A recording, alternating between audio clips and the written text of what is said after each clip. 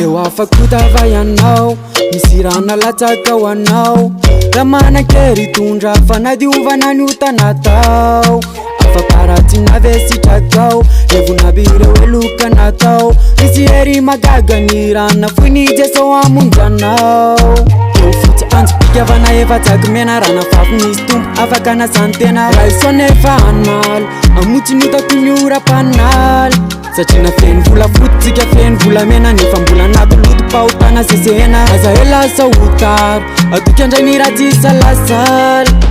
misy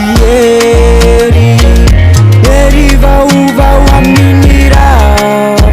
izy tompo meliampy anady hoanao nalatany kanitaliny ho famonjeny misy hery vaovao ao amilay rana tolotry izy tompo meliampy anady hoanao nalatany kanitaliny ho famonjeny sitratsika raha jiaby atao anjary satria agnana lay filavorary misy hery manafogna mosary ny rany Jeso mampitsahatra jaly nao antsika mitaraina marary hoanao le kivitsy afaka manajary iny rano meny Jeso to Calvary misy hery anavotra antsika ty maminavy ary anompo le mpanjaka ndao iaraky de raha zay manasa ke misalasala fa le ratra efa nafoiny anafaka tsy zaka kamira midera maharitra tove mifono mifaly finaritra ny tompo efa mitindro anao zay miaritra za miasa saina rehefa agnaty faritra hery vaovao amin'ny raha izy tompo meliampy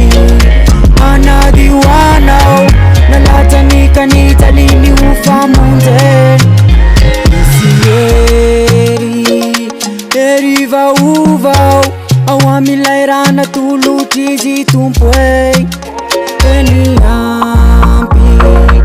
anady hoanao nalatany kanitaliny ho famonjeny misy hery vaovao amin'ny raha izy tompo meliampy anady hoanao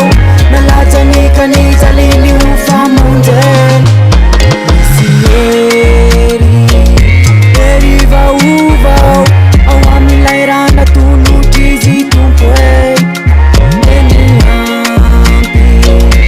anady hoanao nalatany kanitaliny ho famonjeny Sweety Production.